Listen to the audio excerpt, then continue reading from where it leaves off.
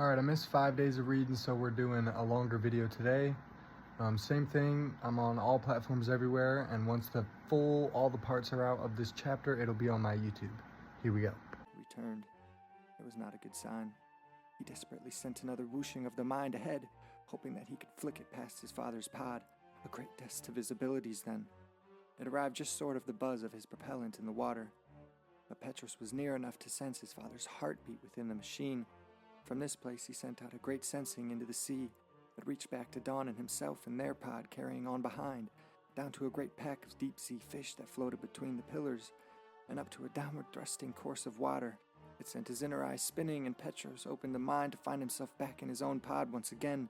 His extensive probe had cut off at the root, but he knew what it meant. Immediately handshaking in fear, Petros was flicking the comms of their pod and yelled into the system, "Father, dive now!"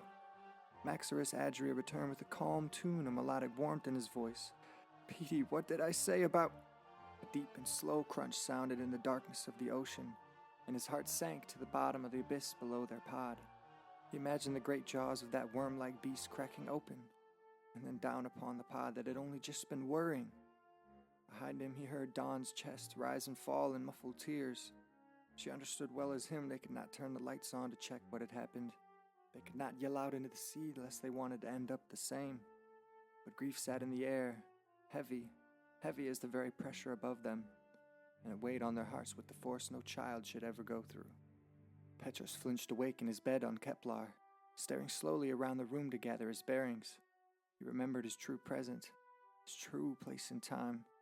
The dreams began to wear off, yet all the same their stirrings brought about that restless anger it used to. It welled up and forced the same old hopelessness over his heart. The room was in darkness, and his voice was dry and weary, desperately aching for water. "Killia, shades off." Off to his left, the great window outside his corridor went clear to show the bottom sea outside. Sadly, it were not much of a view then. It was just past midpoint of the year, and Otmore saw the far side of Kepler in its season of low tides. Petrus and Dawn had often counted the days as Edom approached when they were young, and the 250 days of each season would drag as a child of 10. But now, with Petrus as a man of 21, time seemed to grow ever faster. He tried to shake it all from the mind as senses found footsteps in the hall outside his bedroom. He recognized their weight, the simple slide and gravel of their tempo. Petros let a quip slip.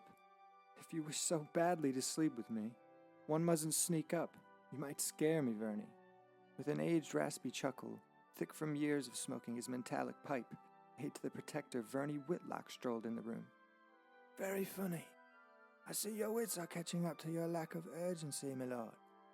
Petrus had just slipped out of bed as he shot a wayward glance to the man. He saw his hunched frame stroll towards the great closet of clothing for the young heir. He disappeared behind the deep and shiny rock of the Keppel walls. Petrus called out while Verney stood in that closet shielded from his view, his tone whimsical as the white hair upon that old man's head. "And what requires my urgency, I wonder?" He returned and was already laying out today's clothing, a button-up sort of outfit, and Petrus knew well as Verney, those are clothes meant for occasions. The shirt was thin and white, light as silken air, and the trousers were of similar make, but dark as the blackest night. Finally laid on the bed, and not folded like the others, was a long, light overcoat, navy blue and gold in the Adrian way.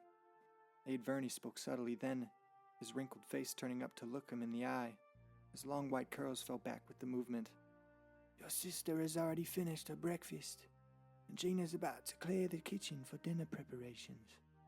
Petros groaned, stepping off the stone uplift that surrounded his bed, and over to a small desk. It had papers lying sloppily atop it, dreams and hopes. "Tell Gina go ahead. I'll eat a big dinner." Verney stepped shoulder side, placing a seriousness that were unavoidable in his tone. "Petros, you're going to want that breakfast today. Trust me." Petros whipped his head to look at Verney then. The words were subtle, but the old man was no fool. So there is something tonight. Petros grinned to himself and quickly agreed. Verney was off on his way. The young Adrian heir threw the shirt and trousers on, and they were cool to his skin. Then the overcoat, and slipped into a pair of simple boots meant to stroll the couple halls. Without hesitation, he crossed his room's expanse toward the exit at which Verney had entered. Yet in his haste, he'd forgotten simple routine. "Can't be starting the day like that," he scoffed.